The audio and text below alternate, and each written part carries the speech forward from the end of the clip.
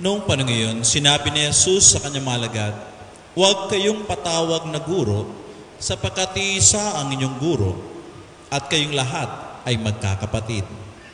At huwag ninyong tawaging ama ang sinumang tao sa lupa, sapagkat iisa ang inyong ama, ang amang nasa langit. Huwag kayong patawag na tagapagturo, sapagkat iisa ang inyong tagapagturo, ang Mesiyas. Ang pinakadakila sa inyo ay dapat maging lingkod ninyo. Ang nagpapakataas ay ibababa, at ang nagpapakababa ay itataas." Ang mabuting balita ng Panginoon.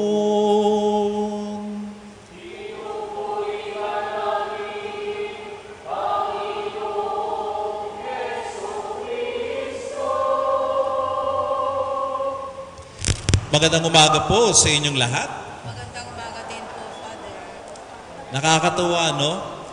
Sa muling pagkakataon, pinagdiriwang natin ang kapistahan ng ating patrong si San Agustin. Banal ng simbahan, obispo, tagapagturo. No? Kaya nga naman, ngayon, ano ang isa sa mga napakagandang katuroang iniwan ni San Agustin sa atin? Ang clue po dito ay nasa unang pagbasa natin, patungkol sa pag-ibig. No? Pag-ibig. And yes, yan ang dahilan kung bakit ang simbolo ni San Agustin ay puso. Puso, hindi atay, hindi tiyan, hindi bato, o kung ano pa man. Puso. Bakit? Dahil dito, makikita natin ang buod ng kanyang katuruan. Kung ano ang pag-ibig at kung paano binabago tayo ng pag-ibig. At dapat tayong mabago ng dahil sa pag-ibig. No? Alam po ninyo, sabi nga ng isang paring kaibigan ko, bawal ang maging pare pag hindi pa siya umibig. No? Sabi natin pag minsan, no, Father, marami nagtatanong niya, no, Father, na-in love na ba kayo? No? Na I was always tell other people, no, naku, dapat lang ma-in love si Father. No? Bakit? At least, pag na-in love siya, alam niyang may puso pa rin siya. Because I tell you, meron man paring hindi nyo magugustuhan, yung paring walang puso. No?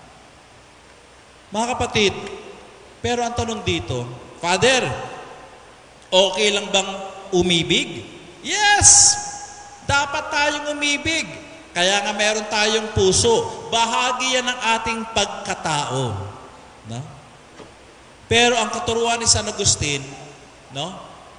Kinakailangan na ang pag-ibig natin, ang pagmamahal natin, no? Ay laging nakaugat sa pagmamahal at pag-ibig ng Diyos sa atin. No? Dahil madali lang kasi umibig. Madali lang ma-in love. Pag minsan nga, pupunta ka lang sa isang shop, magkakape ka lang, habang nagkakape ka na, Father, na-in love ata ako. Ganun kabilis pag minsan. No? Pero ang tanong dyan, saan ito nakaugat? Dahil ba meron kang nakitang maganda? O meron kang nakitang pogi? O di din naman kaya nabilibang ka sa isang tao, kaya na-in love ka?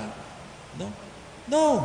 Para kay San Agustin, tayo ay umiibig hindi dahil sa kung anong nakikita natin, hindi dahil sa kung anong naobserbahan natin, hindi dahil sa kung anong napapansin natin. Tayo ay umiibig dahil tayo mismo ay nakaranas ng pag-ibig. No? Love ay, ang pag-ibig ay pag-aapaw. No? Yung pag-apaw siya. No? Yun ang karanasan natin. At yun ang uri ng pag-ibig na nais bigyan to ng pansin ni San Agustin. No? Yung nagmamahal ka at yung pagmamahal na yun ay isang pag-apaw ng pagmamahal na natatanggap mo. Pag minsan po, tinitinang ko iba mga tao, bakit itong taong ito parang hindi ata marunong magmahal? No? O bakit itong taong ito, pag nagmamahal o umiibig, kuripot? No? Kuripot. O dili naman kaya, tingi-tingi. Ano ibig sabihin tingi-tingi? Pakonti-konti. Pautay-utay lang. No? No? Sigurista kasi. Father, bakit sigurista?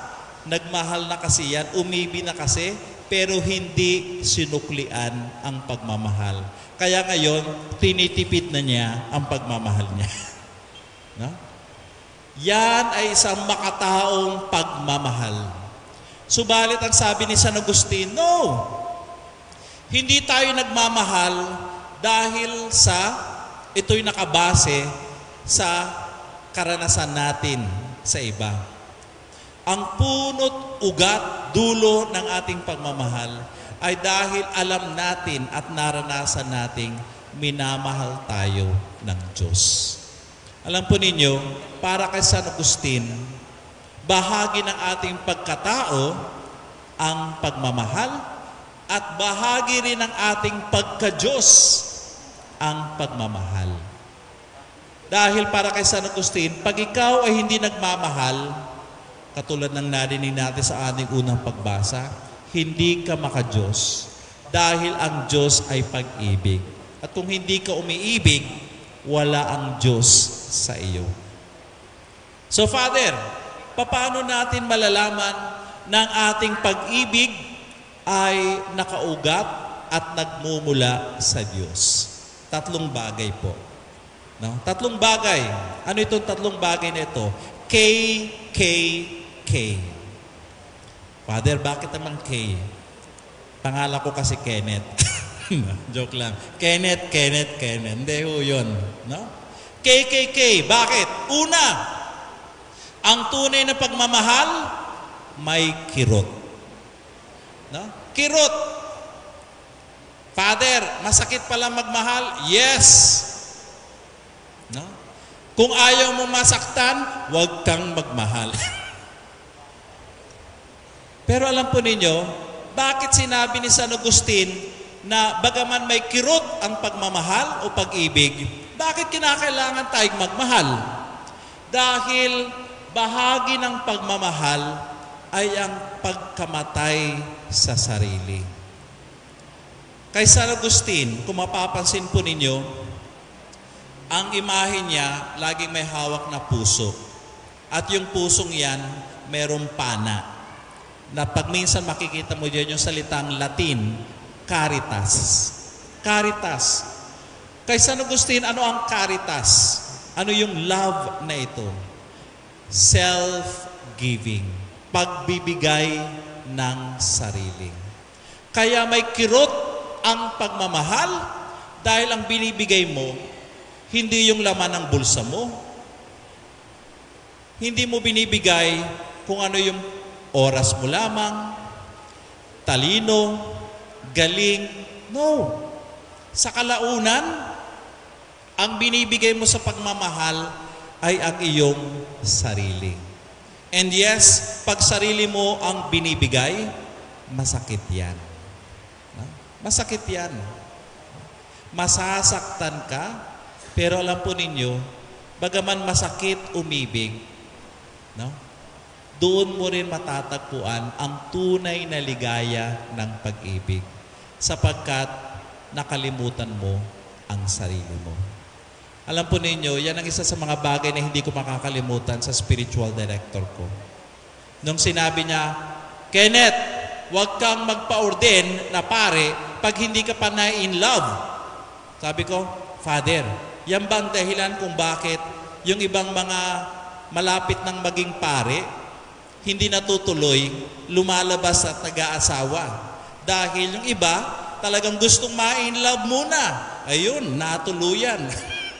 No? Natuluyan. No? Pero ang sabi ni Father sa akin ganito, no, kinakailangang maranasan mong ma-in love Bakit? Dahil pag ikaw ay na-in love, nakakalimutan mo ang iyong sarili. Diba? Usually, ganoon naman talaga, diba? Nakakalimutan mo ang iyong sarili. Nakakalimutan mong kumain, nakakalimutan mo ng matulog, kinakalimutan mo magpahinga, no? Nakakalimutan mo, wala ka na palang pera sa wallet mo, no? Dahil sa pag-ibig, no? At yung mga yun, masakit. Ikalawa, ang pag-ibig ay hindi lamang may kirot. Ang pag-ibig ay meron din o bumubuo ng komunidad. No? Ang tunay na pag-ibig para kay San Agustin, nagbubuklod sa isang komunidad. No? Isa yan pong ikalawang pamantayan ni San Agustin. Bakit? Kalimitan kasi, pag tayo umiibig, pag tayo nagmamahal, anong nangyayari sa atin? Nagiging selfish tayo. Pag tayo nagmamahal, binabakuran natin ang mga tao. No? Usual naman kasi yan, iniisip natin. Pag ikaw ay na-in love, pakakasalan kita, mag-boyfriend, girlfriend tayo, tayo lamang. No problem with that. Exclusive. Exclusive. Pero para kay San Agustin, exclusive, yes, pero bukas sa pagbubuo ng komunidad. Doon makikita kung ang iyong pagmamahal ay makadiyos. Dahil bumubuo ka ng komunidad. No? Hindi yung kayo-kayo lang. No? Hindi. Open kayo, no? Sa ibang tao. Kahit si San Agustin, gano'n naman nangyari sa kanya. Alam po ninyo, sa kasaysayan ng simbahan, si San Agustin ang sa mga unang obispo at pantas na nung naging pari siya at naging obispo, sinisigurado niya na meron siyang komunidad. Sa katunayan, nung siya naging obispo, yung ibang mga pari niya, kasama niyang nakatira sa kanyang bahay. No? Bakit? Para kay San Agustin, mahalaga ang pagkakaibigan. Pagkakaibigan. No? Para kay San Agustin, ang pag-ibig ay nagdadala sa pagkakaibigan. No? Meaning, you open yourself to other people in friendship. You form deep friendship for other people. At yung mga friends mong yan ang magiging suporta mo sa iyong buhay habang ikaw ay naglalakbay sa lupa. Kaya si San Agustin, yes, napapalibutan siya ng kaibigan niya na laging handang tumulong sa kanya, lalo tigit sa panahon ng pangangailangan niya rin. At siya rin mismo, sinisigurado niyang andoon siya sa panahon ng pangangailangan ng kanyang mga kaibigan. Sapagkat para kay San Agustin, bagaman merong kirot ang pag-ibig, no? Nararamdaman natin ang ligaya ng pag-ibig pag nakikilala nating kaibigan ang ating kapwa at nagbubuo ka ng isang komunidad. Yun yung ikalawa. Kirot, pagbubuo ng komunidad, at ikatlo. No? Ang ikatlo, kabanalan. Ang tunay na pag-ibig, nagpapabanal. Kahit si San Agustin po, yung mga kaibigan niya, kilala siguro natin si San Agustin, santo. Well and good, totoo naman talaga. Dakilang sa santo si San Agustin. Pero kung titinan po ninyo yung listahan ng mga kaibigan ni San Agustin, sila rin mismo mga banal, mga santo ng simbahan. Hindi gaanong kilala, wala sa kalendaryo gaano ng ating simbahan, pero sila ay kinikilalang mga santo rin ng simbahan. Dahil para kay San Agustin, bagaman may kirot sa pagmamahal, ito'y nagbubuo ng komunidad. Pero bakit ka bumubuo ng komunidad? Dahil kayo lahat naglalakbay sa kabanalan. Mga kapatid, siguro yan din ang hamon ni San Agustin sa atin. Lahat po tayo kayang magmahal. Pero ang pagmamahal ba natin ay nakaugat sa Diyos?